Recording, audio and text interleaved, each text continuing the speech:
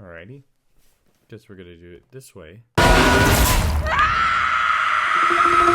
Alrighty, welcome back everyone. And today we are going to be reviewing the sixth, sorry I can't speak.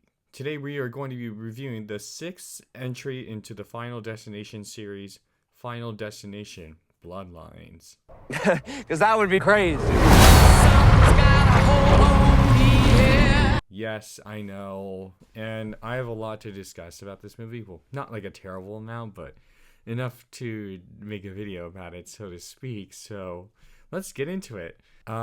Stay inside, lock your doors, stay in your room, be a hikikomori as we talk about the concept of death, or as I like to call it, the Flight 180 phenomenon. Spoilers are ahead, so let's get this out of the way. The writing in this movie is kind of like the typical Final Destination movies. I mean, the writing in this one I think is a lot better because the stakes are a little bit raised as it's family related, hence the Bloodlines title, but I feel like Steph's character was very lacking. And the one thing that really bothered me about this movie is, unlike the previous five other movies, Steph doesn't have a premonition or prophetic dream of her own. In fact, she actually relives the premonition of her grandma, Iris. But like I said, the one character who I think carried this whole movie in terms of acting performances was Eric. Eric was really funny. He knew what he was doing and he played into it really well, and I thought it was really funny. The identity of his father being revealed, although that was something I kind of wish we got to know in Final Destination, unless it was cut, is what happened to his father, so to speak, or who is his real dad, or we get to see it. My assumption is that it's the tattoo parlor guy that he works for. At least that's what my assumption is. The performances, some of them are good, some of them are,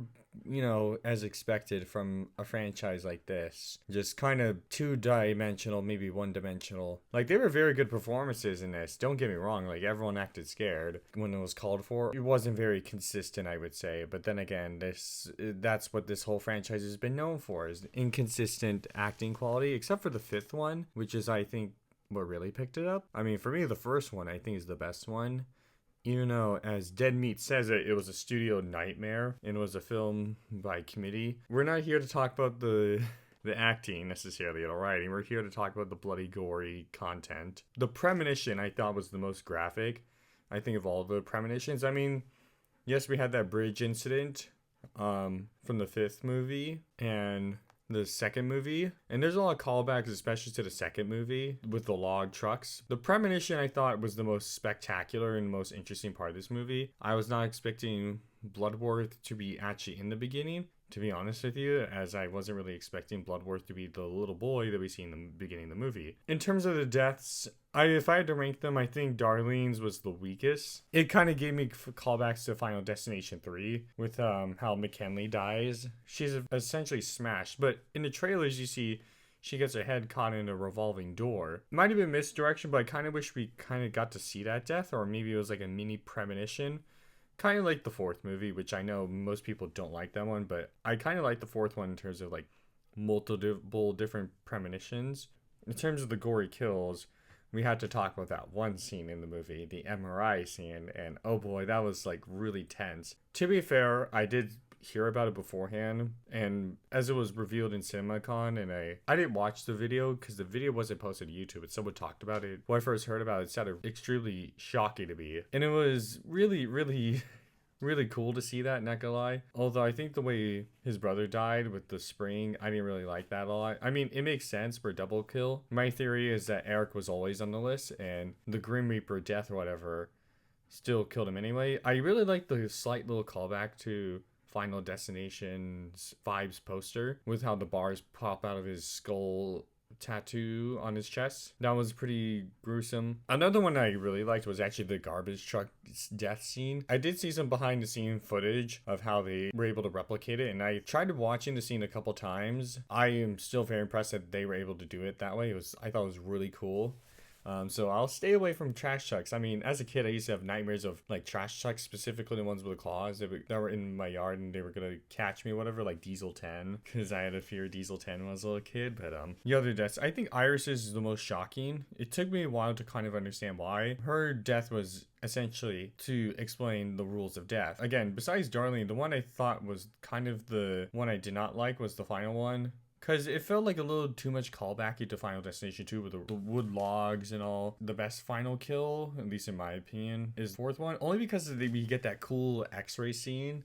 And I kind of wish that kind of came back, as I really like those. It kind of reminds me of Mortal Kombat X with the X-rays, but the final 2 kills that we got, it was decent for what it was. Again, Bloodworth, I think his final lines of Tony Todd's character, may he rest in peace, his last words I felt were very heartfelt, and it kind of spoke to the audience more so than himself, if that makes sense. Like, he was telling us we should live our lives, and although death comes for us, you know, we should live every day like it's our last life, which, you know, from a Christian perspective is true. Don't worry about the past, but also don't worry about tomorrow.